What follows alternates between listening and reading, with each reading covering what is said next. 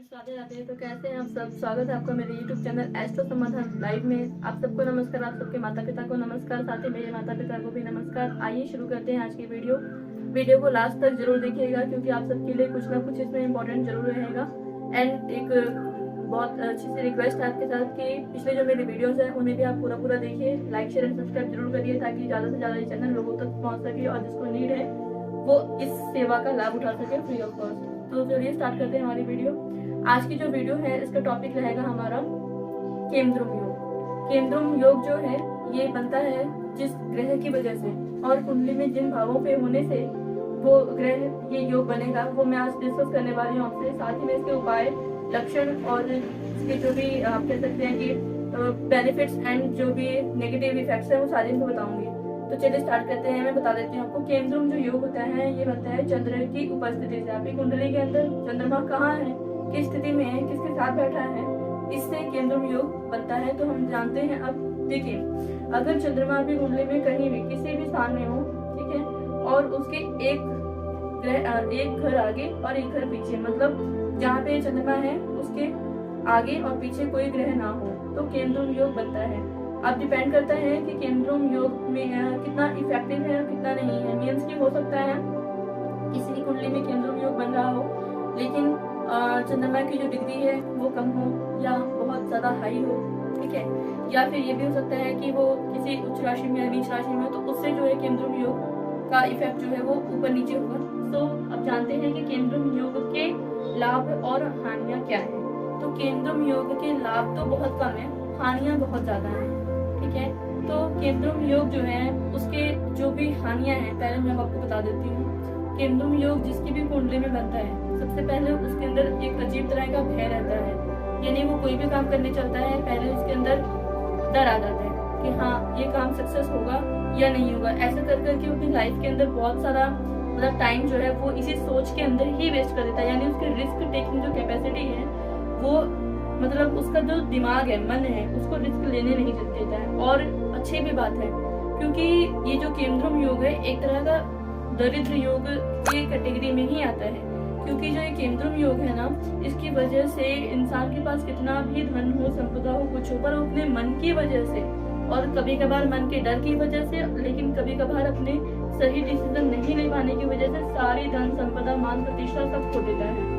तो जिनकी भी कुंडली में ये योग है उन्हें चाहिए कि वो मतलब बहुत सोच समझ कर कोई भी फैसला लें, ठीक है। अगर वो ऐसा नहीं करते हैं तो वो कहते हैं कि जो बनी बनाई चीजें हैं उन्हें बिगाड़ के रख लेंगे। तो मैं आपको बता देती हूँ कि जो इसके लाभ है, इसका लाभ ये है कि कई बारी अगर व्यक्ति ने सही डिसीजन करना शुरू कर लिया, मतलब उसने, जैसे वो खुद डिसीजन सही नहीं ले सकता, लेकिन उसने अपनी एक मित्र मंडली बना ली है अपने, और उसमें क्या है, वो कोई भी डिसीजन लेने से पहले सबसे डिस्कस करता है, ठीक है। तो उसके जो डिसीजन है उसके सही होने के कुछ चांसेस हैं और उसकी वजह से उसे पद प्रतिष्ठा, मान सम्मान और पैसा सब प्राप्त होगा। लेकिन इसमें कुछ शर्तें हैं, वो काम जरूर करना पड़ेगा आप लोगों को। मैं आपको जो भी इस योग को खत्म करने के लिए या इसके इफेक्ट को मिनिमाइज करने के लिए जो भी उपाय हैं वो मैं आपको वीडियो के लास्ट में बताऊंगी, तो वीडियो को लास्ट तक जरूर देखना। अब मैं आपको बताती हूँ कि जो केमद्रुम योग होता है ये कैटेगरी क्या है। मीन्स की जो केमद्रुम योग है वो ऐसा योग है ना कि आपको जीवन काल में सब कुछ मिलेगा, भले ही शॉर्ट टाइम के लिए मिलेगा सब, पर वो छिन जाएगा। इसका भी आपको ध्यान रखना है। अब ये आप देखो कि भैया वो तो छीनने के लिए ही आया है, जो भी आया है। अब उसको अपने क्या करना है, अपने करना है, जैसे कहते हैं ना कि प्लानिंग करनी है कि छीनना है तो आप अपने पास कुछ मत रखो। आप जो भी चीजें हैं, आपकी प्रॉपर्टी है, आपकी बैंक बैलेंस है, कुछ भी है, आप वो अपने अकाउंट में मत रखो, ठीक है। क्योंकि आपको उसका लॉस होने वाला है। आपकी लाइफ में जो भी कुछ है वो आपसे छीनने वाला है। तो आप क्या करें, जो भी आपके कह लो, अगर आप एक मतलब कि परिपक्व हो तो आप अपने बच्चों के नाम पे, अपने घर वालों के नाम पे, अपने वाइफ के नाम पे, किसी के भी नाम पे, या आप वाइफ है तो अपने पति के नाम पे, अपने बच्चों के नाम पे, अपने माता पिता के नाम पे, जिससे कि आपको पता है कि ये बंदा मेरे से ही चीट नहीं करेगा, ये मुझे मेरी चीजों को या चीजों को आपको लौटाए या ना लौटाए, लेकिन जब जरूरत पड़ेगी तो वो चीजें आपके काम आए, ठीक है। ऐसा योग इस तरह की प्लानिंग करने से थोड़ा मिनिमाइज हो जाता है। ये होगी प्रैक्टिकल बात, ठीक है। अब मैं आपको बताती हूँ कि इसके उपाय क्या क्या है। सो सबसे फर्स्ट बात क्या है, चंद्रमा शिव जी ने धारण किया है अपने माथे पे, ठीक है। तो जो चंद्रमा है उसकी अगर सही करनी रहती है कुछ भी लाइक दैट, अगर ग्रहण योग है, विष योग है, चाहे हमारे केंद्र योग है, ये सारे योग जो होते हैं बड़े खतरनाक योग हैं। बंदे कितनी भी सक्सेस पा ले लाइफ में, पर उसको लाइफ में 3 चीजों का सामना जरूर करना पड़ेगा, ठीक है। कौन से? अपमान सहना, पद प्रतिष्ठा को खो देना और बिल्कुल निर्धन हो जाना। ये सारी चीजें उसके साथ होते रहेंगी जिसकी कुंडली में विष योग हो, ग्रहण योग हो या केंद्र योग हो। और सोने में सुहागा तब हो जाता है जब किसी की कुंडली में ग्रहण योग भी हो, ठीक है, और केंद्रम योग भी हो या विष योग भी हो और ग्रहण योग भी हो, तो ये हो जाता है डबल इफेक्ट। बंदा चाह के भी कुछ नहीं कर सकता, उसकी बुद्धि काम ही नहीं करेगी, क्योंकि भैया बुद्धि के ऊपर तो पुराना ना जाल बिछा रखा है। तो ग्रह आपको सोचने ही नहीं देंगे, आपके पास कैपेसिटी बहुत रहेगी पर आप बढ़ेंगे ही नहीं आगे। क्यों? क्योंकि आपको डर लगता रहेगा, अजीब सा ही डर, आपको भी नहीं पता होगा डर है किस बात का, ठीक है। तो अब चलिए मैं आपको बताती हूँ इसके उपाय क्या क्या हैं। सबसे पहले शिव जी की पूजा, ठीक है।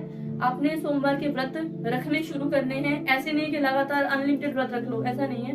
कभी 5 सोमवार रख लिए, फिर आगे मन हुआ तो 16 सोमवार रख लिए, फिर पता ऐसे मन किया तो सावन के 5 सोमवार रख लिए। ऐसे करके आपने सोमवार के व्रत रखते रहना है रह के, ठीक है, कंटिन्यू में। फिर क्या करो कि कहते हैं कि जो पूर्णिमा है, ठीक है, अच्छी पूर्णिमा बहुत सारी होती है, जैसे आज एक बुद्ध पूर्णिमा है, ठीक है, आज के दिन। फिर जो कार्तिक मास में पूर्णिमा आती है उस पूर्णिमा से, यानी आप डिसाइड कर लो आपको कौन से करनी है, आप आज से भी शुरू कर सकते हो। तो एक कोई भी अच्छी सी पूर्णिमा से आपने व्रत शुरू करना है पूर्णमासी का, और 4 साल तक लगातार वो व्रत करना है। अगर आप व्रत करने में सक्षम नहीं हो तो आपके लिए उपाय बताती हूँ वो क्या है। शिव जी की पूजा करनी है डेली, ठीक है, सोमवार को जरूर से जरूर करनी है, ओके। शाम को आपने जो पीपल पे सरसों के तेल का दीपक जलाना है, ठीक है। और क्या करना है आपने, शाम को नहीं पूजा पाठ कर सकते, मंदिर भी नहीं जा सकते, तो आप घर में कहीं पे भी जहाँ भी है एक माला ओम नमः शिवाय मंत्र की फेरनी है आपने। गौरी माता का पूजन भी साथ में करना है, क्योंकि वो जो वैरागी होते हैं वो शिव की पूजा अकेले करते हैं, और जो गृहस्थ में हैं उनको माता की पूजा भी साथ में अनिवार्य है, ताकि उनका गृहस्थ जीवन सही से चले। अब मैं आपको बताती हूँ कि शाम को क्या करना है आपने श्री सूक्त का पाठ, लक्ष्मी जी का पाठ होता है, स्तोत्र बुक में मिल जाएगा, मैं आपको लिंक दूंगी डिस्क्रिप्शन में, वहां से आप परचेज कर सकते हो बुक को, ठीक है। और पेज नंबर मैं आपको मेंशन कर दूंगी उसमें, तो आप वहां से कर लेना बुक पे पाठ, श्री सूक्त का पाठ है ये, ठीक है। वो आपने करना है डेली, ओके। और यंत्र आता है, श्री यंत्र बोलते हैं उसको, ठीक है, वो आपने अपने पूजा स्थल में रखना है। कब रखना है उसके लिए मैं आपको अभी आने वाले कुछ दिनों में अच्छा मुहूर्त रहेगा, तो मैं आपको उसकी वीडियो अलग से बना के डालूंगी। तो आपने उस मुहूर्त के अंदर श्री यंत्र घर पे रखना है अपने मंदिर स्थल में पूजा में, ठीक है। और उस पे आपने क्या करना है, चांदी का कलश लेना है छोटा, ठीक है, जितनी आपकी सामर्थ्य हो उस हिसाब का आपने चांदी का कलश लेना है। उसमें हमेशा गंगा जल भर के आपको मंदिर के अंदर रखना ही है अपने, ठीक है। प्लस क्या करना है, उसी गंगा जल से जो आपने चांदी के कलश में भरा हुआ है, तो जैसा मैं आपको बता रही थी कि जो चांदी का हमने लेना है गड़बी मतलब कलश, ठीक है, चांदी के कलश में हमने गंगा जल भर के ही रखना है हमेशा, मतलब वो खाली नहीं रहना चाहिए। आपने चाहा बदला लेकिन उसमें हमेशा रहना चाहिए 24 घंटे, ठीक है। तो आपने क्या करना है, उसी से आपने लक्ष्मी जी का जो श्रीयंत्र रखा हुआ है, अगर लक्ष्मी जी की मूर्ति है तो बहुत अच्छी बात है, मूर्ति श्रीयंत्र सबको आपने उसे स्नान कराना है। एंड दक्षिणावर्ती शंख होता है, ठीक है, 2 शंख 2 टाइप के ऊपर, बहुत टाइप के होते हैं, पर लेकिन जो मतलब डेली जो लोगों के घर में मिलता है देखने को, दक्षिणावर्ती रहता है तो फिर वामावर्ती रहता है, ठीक है। तो अपनी दक्षिणावर्ती लेना है शंख, जिसका मुंह जो है दक्षिण यानी कि आपकी जो हथेली है उसकी दाईं तरफ खुले, ठीक है, ऐसा शंख होता है। वो मैं आपको लिंक, सारी जितनी भी चीजें बता रही हूँ वो सबका लिंक आपको डिस्क्रिप्शन में मिल जाएगा।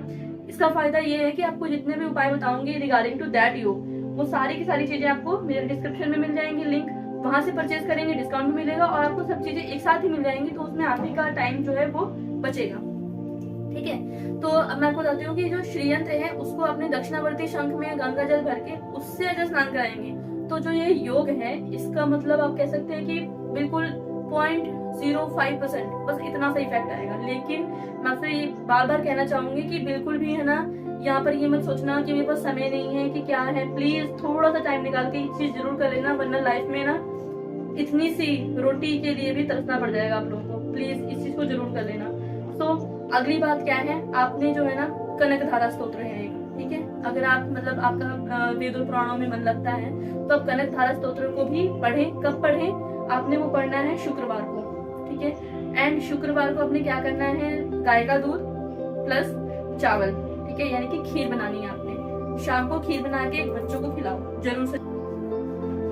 खीर बना के अपने बच्चों को खिलानी है, प्लस व्हाइट कलर की चीजों का दान करना है, ठीक है। व्हाइट कलर की चीजें जैसे दूध, चीनी, चावल, ठीक है, आइसक्रीम, ये सारी चीजें आपको दान करनी है। देखो आइसक्रीम एक बार चाहे स्किप भी कर देना, क्योंकि उसका शुक्र से भी इफेक्ट रहता है और भी चीजों का रहता है इफेक्ट, लेकिन आपने मतलब कि दूध का जरूर से जरूर आपने दान करना है। अब दूध का दान करने बोला तो दूध का दान करने का ऐसा मतलब है कि आपने ना उसको, जैसे आपने खरीदा परचेज किया तो ले जाके आपने तुरंत के तुरंत दे दिया मंदिर पे, या अगर शिव जी भगवान पे रखा भी है, पंडित जी हैं, तो आपने एक बार दिखा देना है कि मैंने यहाँ दूध रखा, पता लगा आपने तो दूध दान किया और आप दूध वहां रख के चले आए, फट गया दूध, ठीक है जी, तो किसी के काम नहीं आएगा वो, ना तो आपके काम आया ना पंडित जी के काम है। आपने दान किया ना तो किसी के मुंह में जाना चाहिए वो चीज, ठीक है, तो इस चीज का ध्यान रखना।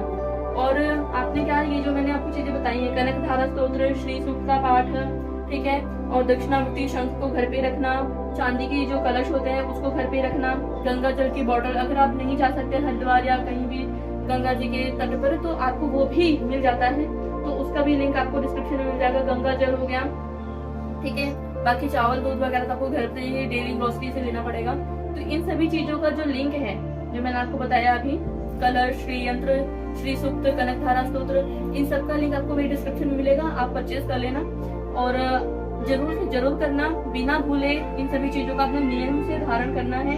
आप अगर कोई भी चीज एक बार नियम से धारण कर लेते हो ना, तो आपने मतलब ये भी ध्यान रखना है कि आज मैंने अगर 7 बजे, शाम को 7 बजे मैंने अगर श्री सूक्त का पाठ किया तो कल भी मैं 7 बजे ही करूंगा। हाँ 10-5 मिनट आगे पीछे हो सकता है, लेकिन 7 से आगे ही जाना, 7 से लेके 7:10 के बीच में, 7:15 के बीच में, 7 से इधर मत आ जाना, ठीक है। इस तरह से एक नियम बांध के एक टाइम के अंदर, जैसे स्कूल जाते हो ना तो एक ऑफिस जाते हो तो एक टाइम के अंदर, तो वो चीज आपने डेली एक ही टाइम पे सेम पूजा करनी है और जो भी पाठ का है वो करना है, उससे आपको बहुत ज्यादा इफेक्ट देखने को मिलेगा। तो प्लीज इस चीज को ध्यान देना, ताकि है ना आपके जीवन में सभी प्रकार की खुशियां बनी रहें और है ना सब प्रकार से आपका मंगल होता रहे। और ये चीज जो मैंने आपको कहा है, कभी भी अगर विष योग है, ग्रहण योग है या केंद्रम योग है, तो आपने शिव जी की पूजा जरूर करनी है, माता की सेवा करनी है, माँ की सेवा करनी है, माँ समान सभी व्यक्तियों की सेवा करनी है, स्त्रियों का बहुत सम्मान करना है। आपको लाइफ में कोई दिक्कत नहीं आएगी, हाँ हल्की फुल्की दिक्कत बनेगी पर बाकी सब सही चलेगा, क्योंकि ये बहुत बेकार योग होता है कि जो केंद्रम योग है, संघर्ष जीवन के अंदर भर भर के देगा, सम्मान कहीं नहीं होने देगा, बहुत बुरा योग है। तो प्लीज इसका ध्यान रखना, वीडियो को लाइक शेयर एंड सब्सक्राइब जरूर करना, ताकि जिनकी भी कुंडली में ये योग है वो इसका फायदा उठाकर अपनी जिंदगी को सही बना सके। सो बाय बाय, राधे राधे, मिलते हैं अपनी नेक्स्ट वीडियो में, बाय। सॉरी मैं भूल गई थी आपको एक चीज बताना कि यार प्लीज पहले अपनी वीडियो का एनालाइज करा लेना, ताकि पता भी चले कि आपकी कुंडली के अंदर विष योग या केंद्रम योग या अभी जो बताया मैंने ग्रहण योग, इनमें से कोई योग है भी कि नहीं। अगर है तो ही ये उपाय आपको करने हैं, वरना आपकी कुंडली के लिए कोई और अलग उपाय होंगे तो आपको वो करने रहेंगे। सो वीडियो एनालाइज करना मत भूलना। बाय, राधे राधे।